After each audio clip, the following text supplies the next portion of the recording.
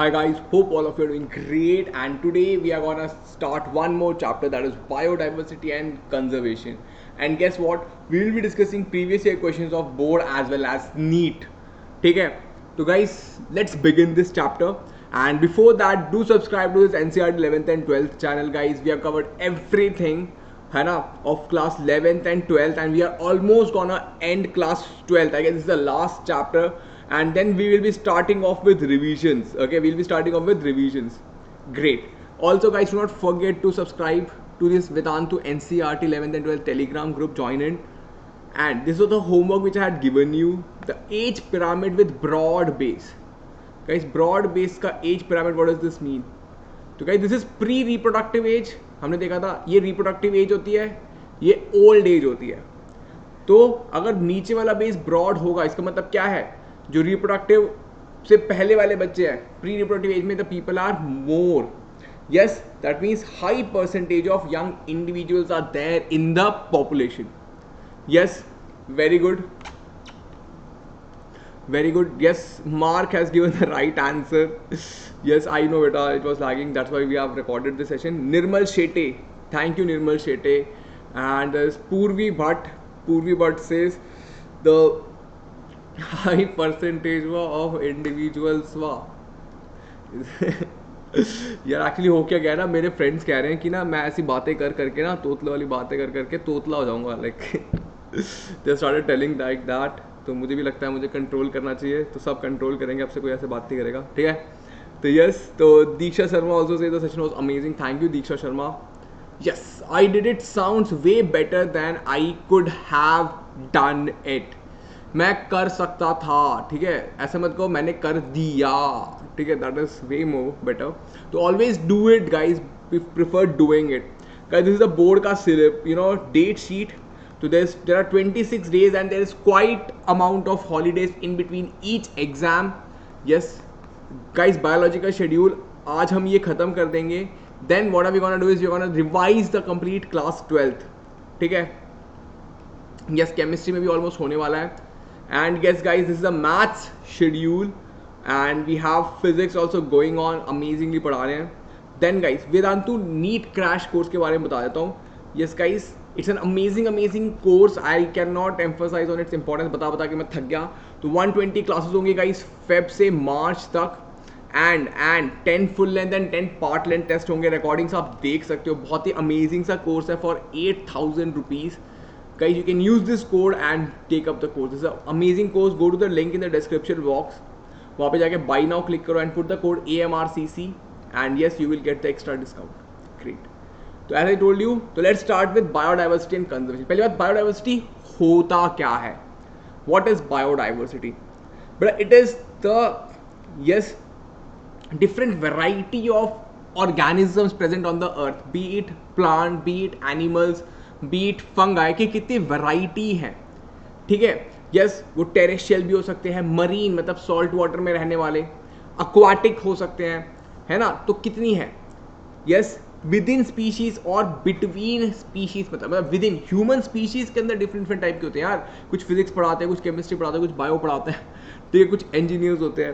तो there are many different species और ecosystem भी डिफरेंट है. जैसे कि डेजर्ट एक इकोसिस्टम है, हिमालयाज एक इकोसिस्टम है, वेस्टर्न घाट, ईस्टर्न घाट, सब अलग अलग इकोसिस्टम है. वो भी डाइवर्सिटी में आता है. समझ पा रहे हो? यस.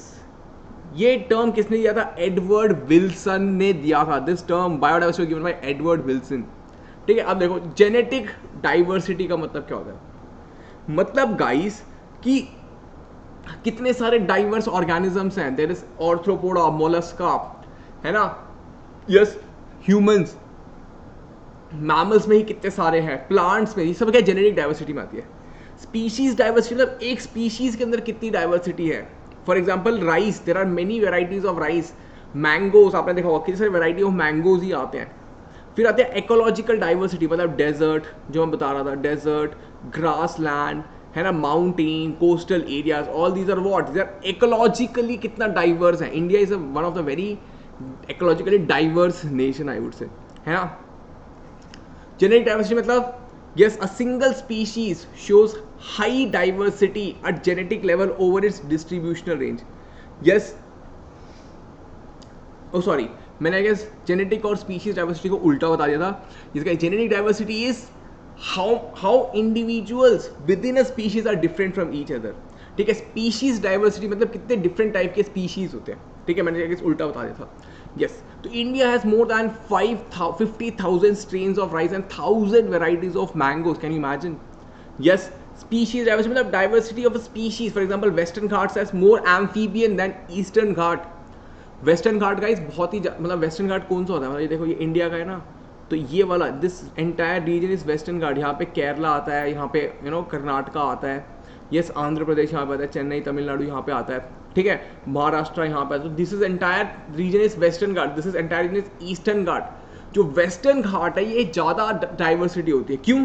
क्योंकि यहाँ पे डायरेक्ट मानसून विंड्स यहाँ पे आती हैं। जो वेस्टर्न घाट में बेटा वहाँ पे ज़्यादा रेनफॉल होती है। क्यों? क्योंकि जो मानसून होता है, मानसून का विंड यहाँ से आता है। बहुत ही अमेजिंग चीज़ है ये ज्योग्राफी में पढ़ोगे।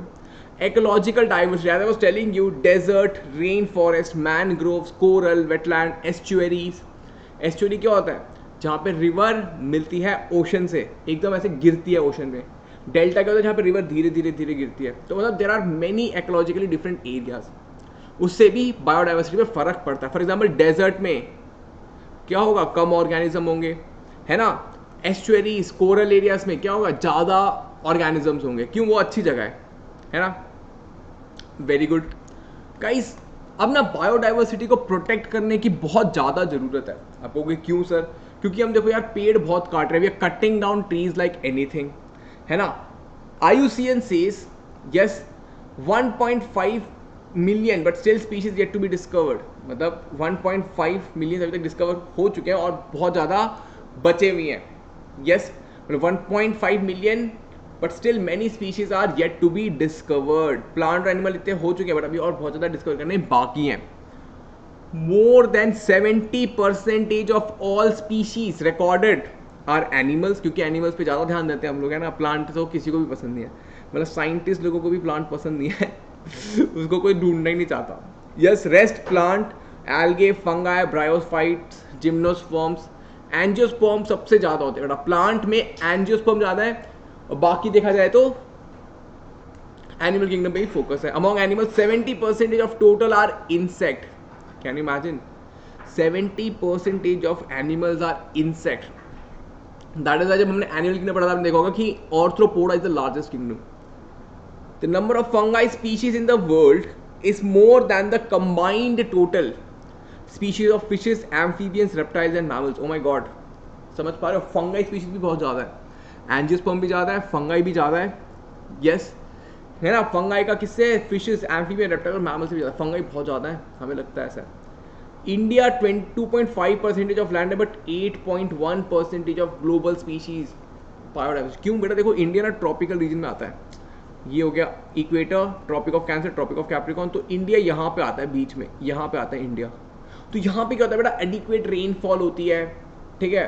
और the climatic conditions are favourable. जैसे कि फॉर एग्जांपल यहाँ पे देखो, यहाँ पे जम्मू एंड कश्मीर में बर्फ़ होती है, ठीक है। यहाँ पे सेंट्रल एरिया में बहुत ही हॉट होता है, कोस्टल एरियाज भी है, मतलब ओशन से ना इसका बहुत फर्क पड़ता है। यहाँ पे मॉडरेट क्लाइमेट रहता है, समझ पा रहे हो? That is why we have diverse climatic condition, that is why diverse biodiversity. यहाँ पे डिफरेंट टाइप के लोग रहते हैं और डिफरेंट टाइप की स्पीशीज पाई जाती हैं।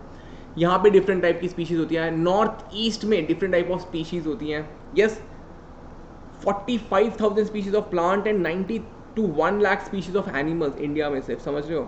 Yes, India is one of the 12 mega biodiversity hotspot. India क्या है? 12 मेगा बायोडाइवर्सिटी हॉटस्पॉट्स में आता है। अब 12 क्या है ये मैं बताता हूँ बेटा। देखो ये इक्वेटर है ना, ये tropic of Cancer, tropic of Capricorn. तो इस रीजन में ना इस रीजन में जो एरियाज हैं, कुछ एरिया में बायोडाइवर्सिटी बहुत ही ज़्यादा है। फॉर एग्जाम्पल ऑस्ट्रेलिया में ज़्यादा है, चाइना में ज़्यादा है, ब्राज़ील। तो they are all biodiversity mega hotspot, मतलब वहाँ पे डाइवर्सिटी बहुत बहुत बहुत ज़्यादा है। Yes, Robert May's global estimate only 22% of total species have been recorded. एक रॉबर्ट में एक साइंटिस्ट है, उनके हिसाब से 22% total species have been recorded. 1 lakh species and 3 lakh plant species are yes India has probably more than 1 lakh species of plant and 3 lakh species of animals to be discovered and described. अभी इतना और पास नहीं ढूंढ सकते हैं guys, ये बहुत important है, इसको याद कर लेना ये टेबल ध्यान से देखो. इनवर्टिब्रेट्स में इंसेक्ट सबसे ज़्यादा है, इनवर्टिब्रेट्स में सबसे ज़्यादा क्या है, इंसेक्ट, फिर बाकी चीज़ें. वर्टिब्रेट्स में सबसे ज़्यादा कौन है, फिशेस. देखो बहुत इंपॉर्टेंट है, इसमें से क्वेश्चन आएगा. प्लांट में फंगाई सबसे ज़्यादा है और एंजियोस्पर्म्स भी ज़्यादा है. फंगाई में फंगाई और एंजियोस्पर्म सबसे ज़्यादा है. एंजियोस्पर्म तो 22% है, उसके बाद फंगाई आता है. ठीक है, please do remember this, it a question might come in exam from this. ठीक है, एक होता है लैटिट्यूडनल ग्रेडियंट, स्पीशीज रिलेशन. अब देखो बहुत ही अमेजिंग है. लैटिट्यूडनल ग्रेडियंट मतलब बेटा देखो ये इक्वेटर है, जो मैं चीज बता रहा था, tropic of Cancer, tropic of Capricorn.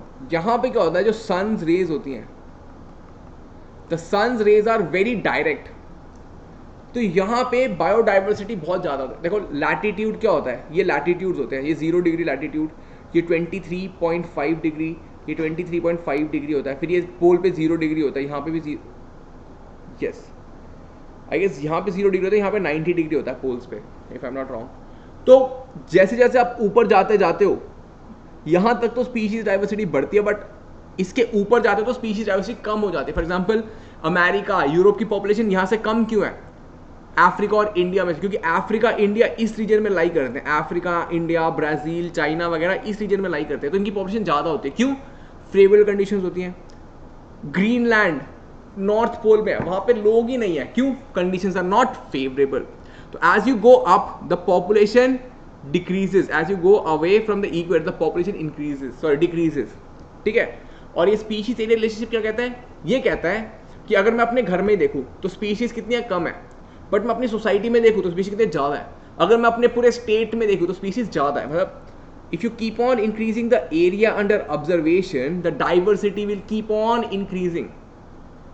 ये हमारा एरिया अंडर ऑब्जर्वेशन है, तो क्या होगा, the diversity will keep on increasing, जब आप बढ़ते जाओगे. ठीक है, देखो ये एरिया, ये स्पीशीज रिचनेस का कर्व है. अभी देखते हैं थोड़ा. लाइट एंड ग्रेड में बताया, the diversity of plant and animals is not uniform through out the world. मतलब देखो इक्वेटर के पास ज़्यादा है, पोल्स पे कम है. ठीक है, yes this distribution is along the latitude, मतलब ये लैटिट्यूड पे डिपेंड करता है. Yes, species diversity decreases as we move from the equator towards the pole. हम यहाँ से जैसे ही पोल की तरफ जाने लगते हैं तो diversity keeps on decreasing.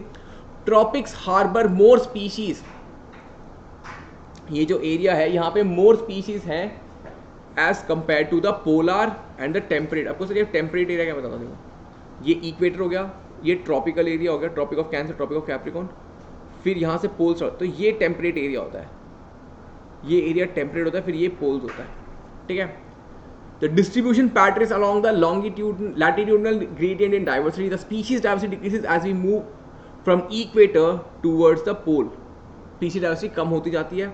Yes, और हमने देखा ट्रॉपिक्स में ज़्यादा होते हैं as compare to temperate and polar. Amazon कहाँ पड़ता है बेटा, अमेजोन यहीं पे पड़ता है, इस ट्रॉपिक रीजन में. It is the greatest biodiversity on the earth. इसकी मतलब इतनी ज़्यादा बायोडाइवर्सिटी क्या बताएं, बट इसका ट्रीज भी हम बहुत जल्दी, we are cutting down the trees like anything. It has more than 4000 species of plant, 300 species of fishes. मतलब ये इतना याद करने वाली बातें, बस ये याद रखो अमेजोन में बहुत ज़्यादा स्पीशीज होती है. Question, why, what is so special about tropics. Tropics में ऐसा क्या है कि वहाँ पे पॉपुलेशन इतनी ज़्यादा है, क्या है. पहली बात यस गाइस, जो ये है ना पोलर रीजन्स और टेम्परेट रीजन, यहाँ पे क्या होता है बेटा, ग्लेशियर्स बहुत बार मेल्ट होते हैं. आपने आइस एज देखी है, तो ग्लेशियर्स मेल्ट हो जाते थे, कुछ ना कुछ होता रहता था, है ना. ट्रॉपिक्स स्टेबल रहते हैं, मतलब उनमें ज़्यादा कुछ मतलब स्टेबिलिटी बहुत ज़्यादा है उन लोगों की. ट्रॉपिकल एरिया जो लैंड मास है वो बहुत स्टेबल है, वहाँ पे अर्थक्वेक वगैरह भी होते हैं बट कम है as compare to this area. यहाँ पे बहुत ज़्यादा डिस्टर्बेंस रहती है. मान लो एक लैंडस्लाइड हुई, सारे मर गए, ठीक है, तो वो चीज़ें होती हैं यहाँ पे. दूसरा, ट्रॉपिकल्स में जो टेम्परेचर वगैरह होता है बहुत ही स्टेबल होता है. मतलब आप देखोगे ना यूरोप में, कभी एकदम से ठंडी होगी तो बहुत ही ठंडी होगी, और गर्मी होगी तो बहुत ही गर्मी होगी, ऐसा होता है. बट अगर आप इक्वेटर के पास देखोगे तो ऑलमोस्ट सेम एनवायरनमेंट रहता है ना. तो वो कांस्टेंट रहता है and it is predictable. But ऊपर जाते हो तो वो आप प्रेडिक्ट नहीं कर पाते, कभी बहुत ज़्यादा ठंडी हो जाती है, कोल्ड वेव्स हो जाती हैं, या फिर हॉट वेव्स हो जाती हैं, साइक्लोन्स आते हैं, टाइफून्स आते हैं, तो ऐसा होता रहता है, ठीक है। सच कॉन्स्टेंट एनवायरमेंट प्रमोट नीश स्पीशीज है, मतलब यहाँ पे क्या होता है जब कांस्टेंट रहता है तो जिसका इस स्पेशलाइजेशन हो जाती है, ऑर्गेनिज्म सर्वाइव करता है ज़्यादा टाइम तक और डाइवर्सिटी बढ़ती जाती है। One more thing, solar energy होती है वहाँ पे ज़्यादा, तो सोलर एनर्जी ज़्यादा होगी तो high productivity. Sun is the only source of energy, right, है ना। तो क्या क्या चीज़ें हैं, पहली चीज़ लेस डिस्टर्ब्ड है, दूसरा कांस्टेंट है, तीसरा सोलर एनर्जी ज़्यादा है। अब देखते हैं एक स्पीशीज एरिया रिलेशनशिप बिटवीन, ये बहुत मैंने बताया था, जैसे आप एरिया बढ़ाते जाओगे तो स्पीशीज डिस्टेंस बढ़ती जाएगी। Alexander von Humboldt has observed that within a region species richness get increased when explored area is increased, मतलब इतने एरिया में कम स्पीशीज होंगी, इस एरिया में ज़्यादा, ऑब्वियसली बात है, ज़्यादा एरिया देखो तो ज़्यादा ही होगी ना स्पीशीज, तो बहुत ही कॉमन सेंस वाली बात है। The relationship between species riches and area for a number of taxa like angiospermic plants, fresh water fishes and birds is found to be rectangular hyperbola. मतलब उसने कहा स्पीशीज एरिया रिलेशनशिप देखोगे तो भैया वो तो रेक्टेंगुलर हाइपरबोला है, ऐसा कुछ है ना। तो ये क्या है, और इसका लॉग ले लोगे तब वो स्ट्रेट लाइन आ जाता है, ये उसका लॉग लोगे तो स्ट्रेट लाइन होता है, वरना स्पीशीज और एरिया के बीच में जो रिलेशन क्या है, रेक्टेंगुलर हाइपरबोला। ये याद रखना, ठीक है, रेक्टेंगुलर हाइपरबोला है किसके बीच में, स्पीशीज और एरिया के बीच में। अगर आप कर्व प्लॉट करोगे स्पीशीज रिचनेस और एरिया तो आपको रेक्टेंगुलर हाइपरबोला मिलेगा। और यस गाइस, ये लॉग स्केल में उसको करोगे तो वो स्ट्रेट लाइन आएगी, ठीक है। एस क्या है स्पीशीज, ए क्या है एरिया, जेड क्या है स्लोप, सी क्या है वाई इंटरसेप्ट। देखते हैं क्या होता है, देखो yes, value of Z generally lies between 0.1 to 0.2 regardless of the taxonomic group. In a very large area continent Z value ranges from, इसका इस 0.6 to 1.2। मतलब गाइस z का बड़ा होने का मतलब क्या है, आप बड़ा एरिया अंडर क्या कहते हैं ऑब्जर्वेशन ले रहे हो, समझ पा रहे हो, यस, वेरी गुड। आगे चलते हैं,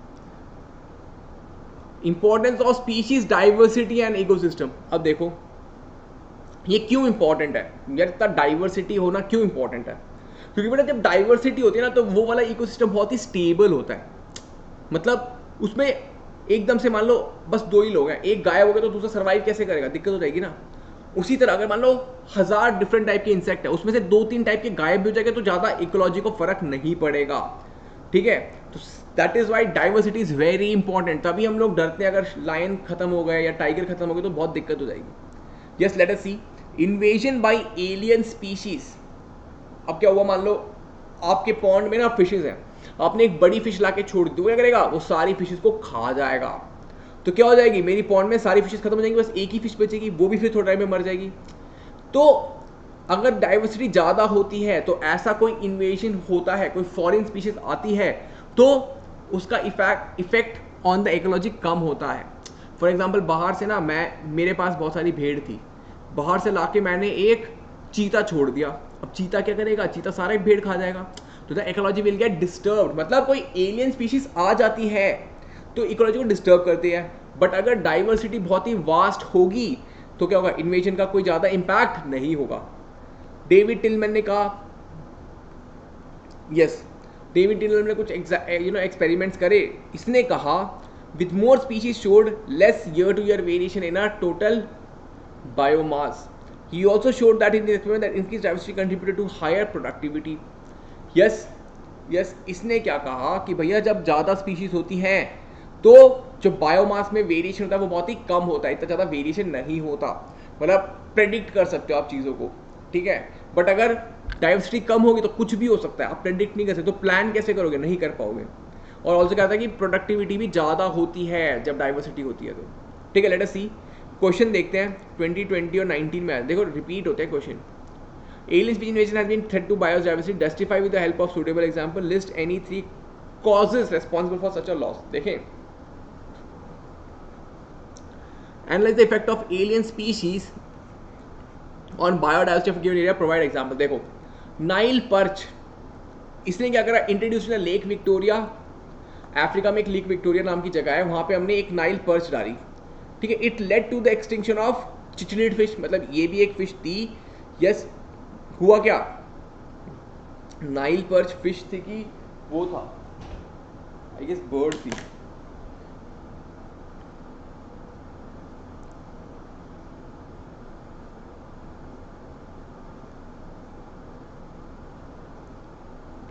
yes, Nile perch is also a fish. तो हमने क्या करा, इसको लेक विक्टोरिया में डाला है, it led to the extinction of दूसरी फिश, है ना, more than 200 species in the lake. मतलब समझ रहे हो, एक बाहर की मछली ने सारी लोकल मछलियों को तबाह कर दिया। Introduction of African cat fish for aquaculture posing threat to indigenous cat fish. मतलब हम लोग क्या करें, अफ्रीका से एक फिश लेके आए, उस फिश ने लोकल फिश का थ्रेट कर दिया। Introduction of carrot grass, parthenium, lantana, water hyacinth which are invasive weed pose threat to native species. वो नेटिव स्पीशीज को भी, ये समझ पा रहे हो, जो मतलब अगर आप फॉरेन से, वाटर हियासिंथ, इसको ना टेरर ऑफ बंगाल भी कहते हैं, ये हम बाहर से लेके आए थे, बट अब ये लोकल स्पीशीज को प्रॉब्लम करता है। List any 3 causes responsible for such a loss. Habitat loss हो जाता है, ओवर एक्सप्लॉयटेशन हो जाता है, को एक्सटिंक्शन हो जाता है। These are the skies causes जिसकी वजह से बायोडाइवर्सिटी का लॉस हो जाता है। मतलब वो आपस में लड़ने लगते हैं, हैबिटेट सेम जगह पे आपके और कोई आके रहने लगता है, रिसोर्सेज जो अवेलेबल है उसको ज़्यादा यूज़ करने लगते हैं, और दोनों साथ में ही एक्सटिंक्ट हो जाते हैं कंपटीशन की वजह से। एक होता है रिवेट पॉपर हाइपोथेसिस, पॉल एलरिच। मैं बताता हूँ इसको, देखो इतना बड़ा पढ़ने के लिए मैं आपको बताता हूँ। पॉल एलरिच बोले कि भैया इकोसिस्टम एक प्लेन की तरह है, इकोसिस्टम एक प्लेन की तरह है, ठीक है। प्लेन में बहुत सारे नट होते हैं, छोटे छोटे नट होते हैं। अब ये जो नट है ये स्पीशीज है, अगर मान लो एक स्पीशीज खत्म होगी, इसका मतलब है एक नट निकल गया इकोसिस्टम से। तो जैसे जैसे स्पीशीज एक्सटिंक्ट होती जा रही है तो नट निकलते जा रहे हैं, तो जो क्या हो रहा है, नट निकलते जा रहे हैं। अगर मान लो कोई बड़ा सा स्पीशीज एक्सटिंक्ट हो गया तो एक बड़ा सा नट निकल गया, क्या पता प्लेन का विंग नीचे गिर जाए, तो क्या प्लेन उड़ पाएगा? नहीं उड़ पाएगा। तो वो यही कह रहा है कि भैया बचा लो जितनी भी बायोडाइवर्सिटी है, नहीं तो क्या होगा, they will not be able to survive in an airplane which is an ecosystem. Thousands of rivets are there. Rivets मतलब वो हैं, स्क्रूज हैं, और अगर धीरे धीरे करके स्क्रूज निकलते गए तो क्या होगा, प्लेन क्रैश कर जाएगा। और कोई इंपॉर्टेंट मान लो गलती से स्क्रू मिस हो गया तब तो जल्दी क्रैश हो जाएगा, ऐसा बोले वो, ठीक है। देखते हैं क्यों डिक्लाइन हो रहा है biodiversity.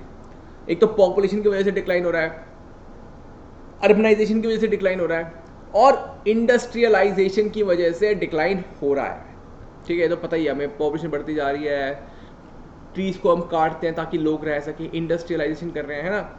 IUCN Red List 2004 documents the extinction of 784 species including 338 vertebrates in about 5, मतलब समझ लो 784 स्पीशीज एक्सटिंक्ट हो चुकी है अभी तक। डोडो मॉरिशियस से, थाइलासीन ऑस्ट्रेलिया, क्वागा अफ्रीका, स्टेलासिका Russia, yes, tiger Bali javelin and Caspian tigers in last 20 years 27 species have been disappeared। guys ये सब याद कर लेना, इंपॉर्टेंट है, ठीक है। Yes, it can lead to, guys अब बायोडाइवर्सिटी लॉस हो गया तो क्या हो सकता है, decline in the production of the plant, plant का प्रोडक्शन कम हो सकता है। Lowered resistance to environmental perturbation such as drought, drought हो सकता है। Yes, plant productivity, water use, pest बढ़ सकते हैं, डिसीज साइकिल आ सकती है, कोई डिसीज फैल सकती है, ठीक है, ये सब प्रॉब्लम हो सकती है। Evil quartet, the 4 major causes yes used to describe them are habitat loss and fragmentation, over exploitation, alien species coextinction। इन सब की वजह से बायोडाइवर्सिटी को बहुत खतरा है। यस, अब देखते हैं, अब कहते हैं बायोडाइवर्सिटी को यार खतरा तो अब बचाना पड़ेगा, ठीक है। अब कहते हैं कि क्यों बचाएं। पहली चीज तो यार इसलिए बचा लो क्योंकि खुद के लिए बहुत फायदेमंद है। क्यों?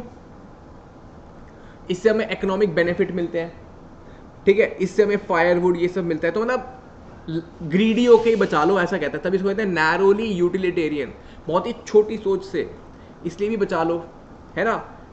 यस, बहुत बेनिफिट होगा, इकोनॉमिक बेनिफिट होता है। ब्रॉडली यूटिल, अगर मतलब अच्छे दिल से करा जाए, मतलब अगर बड़ा इस्तेमाल देखो, Amazon provides yes 20% of oxygen requirement of the earth. मतलब समझ लो अमेजॉन के फॉरेस्ट है वो ऑक्सीजन प्रोवाइड करते हैं, ऑक्सीजन नहीं होगा तो ब्रीथ क्या करोगे। और आपको पता है अमेजॉन फॉरेस्ट कितनी जल्दी खत्म हो रहे हैं because of fire and all. Biodiversity plays a major role in इसका इस नेचुरल सर्विस, मतलब रेन वगैरह में, production of oxygen during photosynthesis, pollination, है ना, बीस, बम्बल बीस, मतलब बीस, बैट, और कितने कितने इनके क्या कहते हैं, पॉलिनेटर तो है ही, बीस क्या हनी देती हैं, बहुत ज़्यादा मेडिसिनल पर्पसेस भी होते हैं। एस्थेटिक, लोग घूमने क्यों जाते हैं, क्योंकि उनको बहुत अच्छा लगता है। अर्बन सिटीज़ में पोल्यूशन इन सब में रह के दे डोंट वांट दैट। अब कैसे करें बेटा, दो तरह की कंजर्वेशन होती है, एक होती है इन सीटू कंजर्वेशन, एक होती है एक्स सीटू। तो सर इन सीटू मतलब उनको उस उन्हीं के घर में जाके प्रोटेक्ट करना, protecting them in their own home, that is in situ conservation.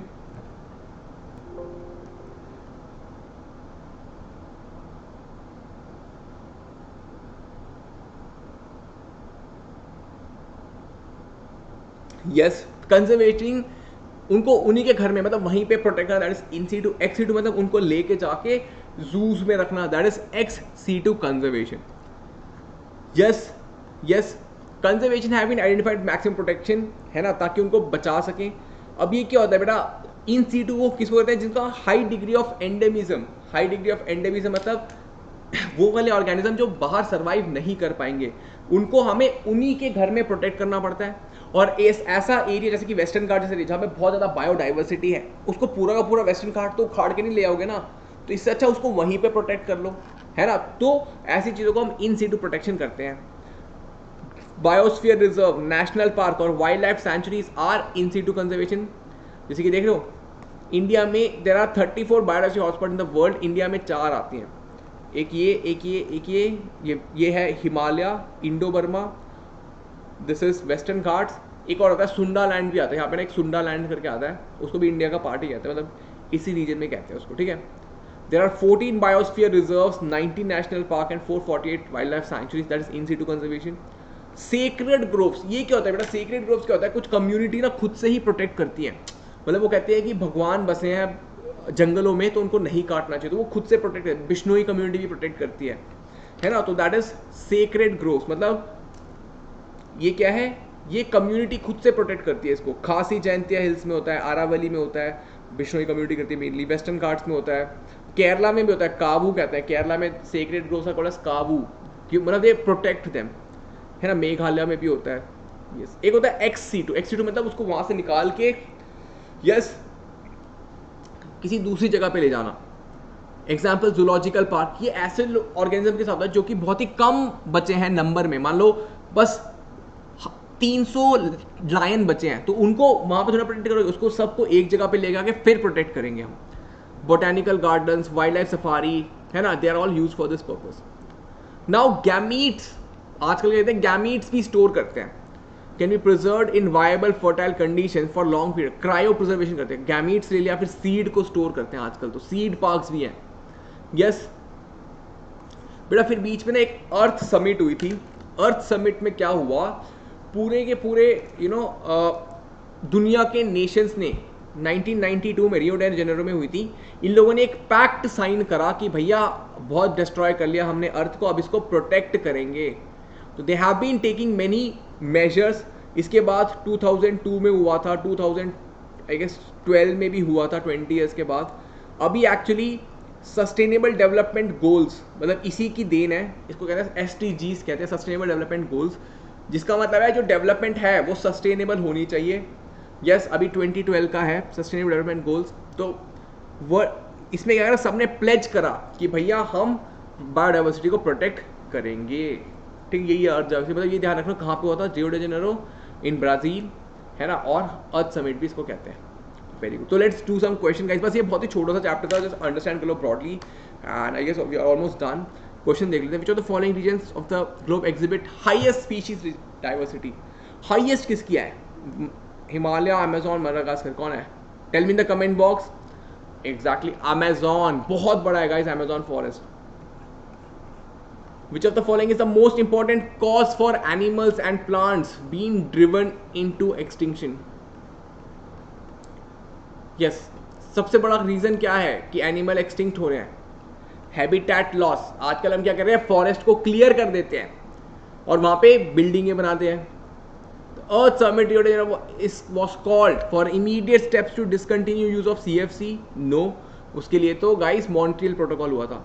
To reduce carbon dioxide and yes, global warming, conservation of biodiversity and sustainable utilization of benefits, to assess and threat the pose to native species by invasion. Yes guys, answer is yes. Biodiversity को conserve करने के लिए और ताकि आप जो development करें वो सस्टेनेबल हो. सस्टेनेबल मतलब धीरे धीरे हो, एकदम से मत करो. वन मोर क्वेश्चन, इनमें से XC2 कौन सा होता है? बायोडाइवर्सिटी, अमेजॉन, हिमालयन रीजन या वाइल्ड लाइफ सफारी पार्क्स. इन C2 नहीं पूछ रहा, XC2 कौन सा होता है? Yes guys, wild life safari park. Guys एक वाइल्ड लाइफ सेंचुरी होता है, वो डिफरेंट होता है, वो इन C2 होता है. वाइल्ड लाइफ सफारी, सफारी मतलब आपको जीप में ले जाते हो और आप लायन वगैरह देखते हो, that is XC2. One more question, which is a natural aquatic animal of India. Aquatic animal कौन सा है? कम ऑन, कमेंट में बताओ. एग्जैक्टली गाइस, डॉल्फिन है. Dolphin is a aquatic animal of India. Amazing है ना. नेशनल बर्ड बताओ मुझे, चलो कमेंट बॉक्स पे. This is a homework guys, and next class पे we will be revising the class 12th, the region of biosphere reserve which is legally protected and where no human activity is allowed is known as buffer zone, transition zone, restoration zone or core zone. Yes guys, बताओ इसका answer मुझे comment box में बताना, ठीक है. तो guys do check out the NEET का crash course, amazing. I can not tell its emphasis, मतलब मैं बता के एम्फेसाइज कर करके थक गया हूँ. 120 class, 1.5 hours, 10 full length, 10 part length test. आपके नीट एग्जाम तक वैलिड रहेगा और रिकॉर्डेशन भी देख सकते हो, ठीक है गाइस. बहुत टाइम बचा है, प्लीज अगर आपने नीट की तैयारी स्टार्ट नहीं करी है तो please do that. Yes guys, you can use this code AMRCC to get extra discount. You can get it for 8,000 rupees. Very affordable, I would say. My session happen every day at 5:30 and Saturday at 8 p.m. Do check out all the videos guys and keep smiling. Do not forget to like the video, share it with your friends and subscribe to the channel. Yes, like the video, share it with your friends and subscribe to the channel. And guys, you can reach out to me at amrit.raj@vedantu.com. And keep smiling guys. I'll see you in the next session. Bye bye. Have a great day. And claps, we have completed the entire course again. And we'll be starting with super revision. Well, revision of the class 12th again. Okay? Bye bye. Have a great day guys. Take care.